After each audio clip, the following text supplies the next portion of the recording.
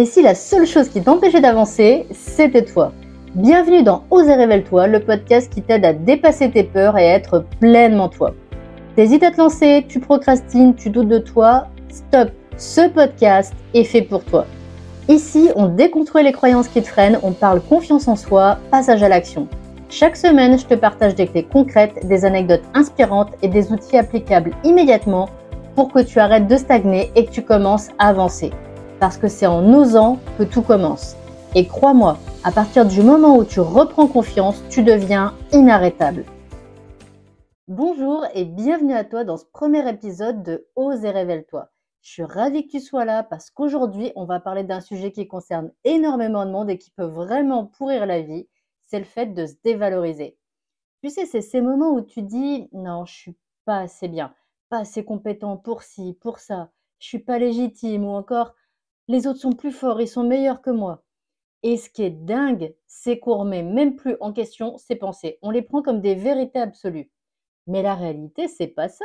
La réalité, c'est qu'il s'agit uniquement de croyances qu'on a intégrées et qu'on a fini par ancrer comme des vérités. Sauf que c'est pas des vérités. Alors, d'où viennent ces mécanismes? Pourquoi on a cette facilité à se dévaloriser, parfois même sans s'en rendre compte? Il y a des raisons bien précises derrière tout ça. Et bonne nouvelle, c'est que rien de tout ça n'est figé. Ces schémas, on peut les identifier, les comprendre et surtout les déconstruire. Donc maintenant, la question c'est quels sont ces mécanismes qui nous font douter de nous encore et encore? Et tu vas voir, une fois que tu les auras repérés, ils auront déjà beaucoup moins de pouvoir sur toi. Allez, on commence par une réalité toute simple, c'est que personne ne naît avec cette tendance à se sous-estimer. Concrètement, ça se fait petit à petit, à force de comparaison, à force d'expériences passées, à force de remarques qu'on a intégrées sans les remettre en question. Et aussi, on a ces biais cognitifs qui nous poussent à voir ce qu'on n'a pas plutôt que ce qu'on a déjà. Tu l'auras compris, on n'a pas d'alerte au moment où ça arrive pour nous dire qu'on est en train de faire un truc qui va faire des dégâts. Donc, pour arrêter de se faire avoir, il faut prendre ces messages négatifs de vitesse en les identifiant. Et pour te faciliter un peu les choses, je vais te donner 3 raisons, des raisons récurrentes, communes à beaucoup de gens qui nous poussent à nous sous-estimer. La raison numéro 1, on peut l'appeler le comparateur intérieur. Ça, c'est quand on se dit les autres sont meilleurs que moi. Je te plante le décor. Tu ouvres LinkedIn, tu ouvres Insta ou n'importe quel autre réseau social, et là, tu vois des gens qui réussissent tout. Ils ont des super vidéos, ils font des voyages de dingue, ils ont des projets incroyables. Et pendant ce temps-là, toi, tu as juste réussi à terminer la journée en ayant rempli à peu près la moitié de ta to-do list. Résultat, forcément, tu te dis que tu as la traîne. Tu vois venir le piège là? On compare notre réalité, non pas à la réalité des autres, mais à la vitrine des autres. Ce qu'on voit, c'est des moments qui sont choisis, qui sont optimisés, qui sont mis en avant. On ne voit pas les doutes, on ne voit pas les échecs, on ne voit pas les moments de galère qui existent aussi dans leur vie. Et pour couronner le tout, notre cerveau aime bien se focaliser sur ce qu'il pense être mieux. Et évidemment, mieux, c'est toujours ce qu'on n'a pas encore atteint. Je vais te partager une anecdote perso. Quand je suis arrivée sur LinkedIn, je ne postais pas, mais vraiment rien du tout. Je regardais les posts des autres. Tous ces autres, ils me paraissaient hyper compétents et surtout hyper légitimes. Contrairement à moi, bien évidemment. Pourtant, intérieurement, je savais qu'il y avait quelque chose qui tournait vraiment pas rond avec cette logique, puisque j'avais déjà des milliers d'abonnés sur YouTube. Donc je savais que mon contenu intéressait. Mais voilà, c'était YouTube, c'était pas LinkedIn. Et puis un jour, j'en ai eu marre de regarder les autres faire, j'en ai eu marre de les voir dire des choses que moi aussi j'aurais pu dire finalement et de rester toujours sur la touche. Donc j'ai commencé à poster. Et j'ai eu un premier like, puis un premier commentaire, puis un message privé qui m'a touchée. La personne me remerciait pour mon post et elle me disait qu'il était tombé à un moment où elle en avait vraiment besoin. Et là, j'ai su que j'avais eu un impact. Et oui, même si je pensais être invisible, et j'ose le dire même inutile. Et là, j'ai compris 2 choses importantes. C'est pas parce qu'on doute de soi que les autres doutent de nous. Et surtout, ce qu'on dit, ça peut avoir un impact énorme, même si on ne le réalise pas sur le moment. Alors la leçon que j'en ai tirée, c'est que si tu attends de ne plus jamais douter pour te lancer, tu feras jamais rien. Parce que même ceux qui semblent sûrs d'eux ont aussi des moments de doute. La seule différence, c'est que eux, ils avancent quand même. Ok, maintenant passons à la raison numéro 2 pour laquelle on sous-estime, et celle-là, elle est vraiment sournoise, c'est notre habitude de voir ce qui manque au lieu de voir ce qu'on a. Le verre à moitié vide, quoi. Je parie que tu vas te reconnaître d'ailleurs si je te dis que tu retiens plus facilement une critique qu'un compliment. ou encore que tu peux cogiter des heures sur une erreur, mais qu'un succès est vite oublié en quelques minutes, hein. Alors pourquoi c'est dangereux ça? Parce que ton cerveau se conditionne à voir ce qui va pas. Si tu ne vois que tes lacunes, tu passes à côté de tout ce que tu fais de bien. Et à force, tu finis par croire que tu n'as rien d'exceptionnel. Et aussi parce que ça te donne l'impression de ne jamais avancer. Même quand tu fais des progrès, tu les reconnais pas. Tu es trop occupé à te dire que tu fais pas assez ou que t'es pas assez ceci ou cela. Je te donne un exemple concret. J'ai accompagné quelqu'un qui m'a dit un jour: j'ai rien accompli cette année. Bon, le rien, même si je connaissais pas cette personne, j'y croyais pas.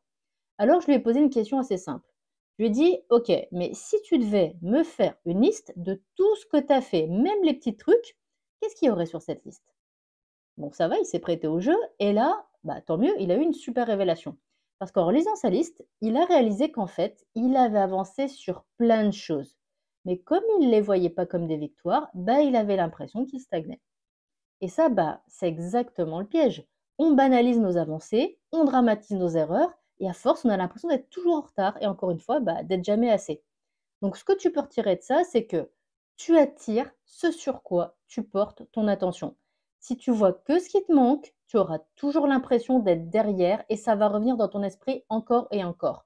Mais si tu prends l'habitude de reconnaître tes progrès, tu verras que tu avances bien plus que tu ne le crois aujourd'hui. Et enfin, parlons d'un mécanisme qui touche même les personnes les plus compétentes, le fameux syndrome de l'imposteur. Ce sentiment persistant de jamais être à la hauteur, de ne pas mériter ses succès et de toujours craindre d'être démasqué. Par exemple, c'est à cause de ce syndrome de l'imposteur qu'on va se dire: ah ouais, mais j'ai eu ce job parce qu'il n'y avait pas beaucoup de candidats qui se sont positionnés. Ou alors, j'ai eu telle opportunité parce qu'un tel m'a aidé. Le problème avec ce raisonnement, c'est qu'au lieu de célébrer tes réussites, tu les expliques par des circonstances extérieures. Tu t'autorises jamais à te dire que c'est ton travail, que c'est tes compétences, que c'est ton engagement qui ont fait la différence. Et en plus, je suis sûre que tu te mets une pression énorme. Parce qu'à chaque nouvelle mission, à chaque nouvelle responsabilité, tu dis: ouais, mais cette fois-ci, ça va se voir. Les gens vont réaliser que je ne mérite pas cette place. Et pire encore, tu hésites à saisir de nouvelles opportunités. Parce que si tu réussis, vu que c'est par chance, ça signifie aussi qu'il y a de l'incertitude. Donc, mieux vaut pas trop tenter le destin, n'est-ce pas? D'ailleurs, ça me rappelle quelqu'un que j'ai coaché, un manager. Il venait décrocher un poste à responsabilité et tout le monde voyait en lui un leader. Sauf lui, bien évidemment. Et à chaque décision qu'il devait prendre, il doutait. Je me souviens, il me disait: ouais, mais si je me trompe, ou ouais, mais si j'étais pas fait pour ça. Et il en était arrivé à un point où il relisait ses mails 10 fois avant de les envoyer, il évitait les réunions où il devait prendre la parole. Et le pire, c'est qu'il pensait que tout le monde allait finir par voir qu'il n'était pas à la hauteur. Sauf que la seule chose qui le bloquait, c'était pas son incompétence, hein, c'était son propre regard sur lui-même. Donc qu'est-ce que ça nous apprend? Déjà, faut se dire que si on t'a donné une opportunité, c'est pas par pitié ou par erreur, c'est parce que tu as les capacités pour être à la hauteur de cette opportunité. Et ensuite, tes compétences, elles disparaissent pas juste parce que tu doutes. Mais si tu écoutes trop cette voix intérieure, c'est toi qui vas finir par te priver des opportunités qui t'attendent. Bon, maintenant qu'on a mis le doigt sur ces fameux mécanismes qui te poussent à te sous-estimer, la question c'est comment on fait pour s'en débarrasser. Parce que soyons honnêtes, c'est pas en se répétant: allez, arrête de douter que ça va marcher. Si c'était aussi simple, finalement on serait pas là à en parler. La vraie clé, c'est de remplacer ces vieux réflexes mentaux par d'autres et d'autres beaucoup plus utiles. Parce que la confiance en soi, c'est pas un don magique, c'est comme un muscle et comme n'importe quel muscle, il faut l'entraîner. Alors du coup, comment on s'y prend? Je vais te partager 3 outils simples mais redoutablement efficaces pour reprogrammer ton cerveau et commencer à changer ta perception de toi-même. Outil numéro 1, le journal des victoires. Premier outil ultra puissant et pourtant sous-estimé, c'est noter tes victoires. Et quand je dis victoire, je parle de tout. Pas seulement les grandes réussites, mais aussi, même surtout, les petites actions du quotidien qui prouvent que tu avances. C'est important parce que ton cerveau retient plus facilement le négatif que le positif. Une critique, une erreur, un échec, il imprime ça direct. Mais une réussite, un compliment ou une avancée, là, il va l'oublier en 2 secondes. Donc, si tu fais pas un effort conscient pour garder une trace de ce que tu fais bien, tu vas continuer à croire que tu n'es pas assez. Donc, comment tu fais concrètement? Chaque soir, tu prends 5 minutes, et vraiment pas plus, hein, pour noter 3 choses positives que tu as accomplies dans ta journée. Peu importe des petites choses, des grandes choses, des moyennes choses, c'est toi qui vois. Ça peut être par exemple j'ai osé donner mon avis en réunion. Ou alors, j'ai envoyé ce mail que je repoussais depuis 3 jours. Ou encore tout simplement, j'ai dit merci quand on m'a fait un compliment au lieu de minimiser. Le but, c'est d'entraîner ton cerveau à voir ce que tu fais de bien au lieu de toujours pointer ce qui manque. Et crois-moi, au bout de quelques semaines, parfois même moins, tu vas voir que ça fait une réelle différence. L'outil numéro 2, c'est le test du conseil un ami. Là encore, c'est simple, mais terriblement efficace. Ça va te permettre de changer de perspective. Parce que souvent, on est notre pire juge. Mais on est aussi très bon conseiller pour les autres. Preuve qu'on est capable de voir du positif. Donc, comment on fait concrètement? Bah, la prochaine fois que tu vas douter, que tu vas te dévaloriser, tu te poses la question, si un ami me disait exactement ce que je suis en train de me dire à moi-même, qu'est-ce que je lui répondrais? Et forcément, tu vas dire la même chose à toi-même. Le but, c'est de prendre du recul, de sortir de l'auto-sabotage et de te parler à toi-même avec plus de bienveillance et de justesse. Pourquoi ça marche? Parce que ce qu'on se dit à soi-même, on l'accepterait jamais venant d'un ami. Imagine un proche qui te confie, qui doute de lui, qui se sent incapable. Est-ce que tu lui répondrais: ouais, t'as raison, t'es nul, laisse tomber? Non, évidemment, tu chercheras à lui montrer sa valeur, à l'encourager, à lui rappeler ce qu'il a déjà accompli. Donc cette bonne pratique, applique-la, mais cette fois à toi-même. Et enfin, troisième outil génial pour dépasser la peur de l'échec ou l'autoparalysie, c'est l'exercice du si je devinais. Souvent, on se bloque en pensant qu'il faut tout savoir avant d'agir. On se dit: ouais, mais je sais pas comment faire, donc je fais rien. Mais la vérité, c'est que dans 90% des cas, on a déjà une intuition de ce qu'il faudrait faire. On a juste peur de se tromper. Donc concrètement, ce que tu peux faire, c'est que quand tu es face à un blocage, tu te dis: ouais, mais si je devais deviner comment faire, je commencerais par quoi? Écris ou retiens la première réponse qui te vient en tête et puis tout simplement, tu l'appliques, même si c'est pas parfait. Le but, c'est de te faire passer à l'action au lieu de rester figé par le doute. Parce que c'est en testant qu'on apprend et pas en attendant d'être prêt. Donc tu vois, dans tout ça, il n'y a rien de sorcier. Mais ces 3 outils, si tu les appliques régulièrement, tu peux vraiment transformer ta manière de te voir. Alors, tu as compris pourquoi tu te sous-estimes. Tu as des outils efficaces, donc maintenant, on passe à la dernière étape, c'est enclencher un vrai changement sur le long terme. Autrement dit, faire entrer ces nouvelles habitudes dans ton quotidien pour qu'elles transforment vraiment ta façon de te voir. Parce que c'est justement là où beaucoup de gens bloquent. Ils se disent: ok, je vais le faire, mais plutôt demain. Ou alors, je vais attendre d'avoir plus de temps, ou plus d'énergie, ou plus de ceci, ou plus de cela. Et forcément, c'est une erreur. La confiance en soi, ça vient pas avant l'action. La confiance en soi, ça vient avec l'action. Et on pourrait même dire ça vient après l'action. Parce que sinon, bah, c'est comme si tu voulais te sentir fort, musclé avant de commencer la muscu. Ça marche pas comme ça. Tu dois d'abord faire et c'est en faisant que tu renforces ce nouveau muscle mental. Alors on va faire simple. Aujourd'hui, je te lance un challenge. Le challenge, c'est quoi? C'est appliquer un de ces 3 outils que je t'ai donnés. Pas demain, pas dans 3 jours, aujourd'hui. Les outils, rappelle-toi, option 1, le journal des victoires. Ce soir, tu prends 5 minutes, tu notes 3 victoires de ta journée. Peu importe la taille, l'important, c'est de créer l'habitude. Et d'ailleurs, tu as déjà une victoire toute trouvée pour aujourd'hui puisque tu as écouté un podcast pour apprendre à ne plus te sous-estimer. Option 2, le test du conseil à un ami. La prochaine fois que tu dis: je suis pas assez bien, je suis pas ceci, je suis pas cela, imagine que c'est un ami qui dit ça et apporte-toi la réponse que tu donnerais naturellement à ton ami. Et option 3, c'est l'exercice du si je devinais. Face à une situation où tu te sens bloqué, demande-toi: si je devais deviner la meilleure façon de faire, je ferais quoi? Et tu fais ce premier pas.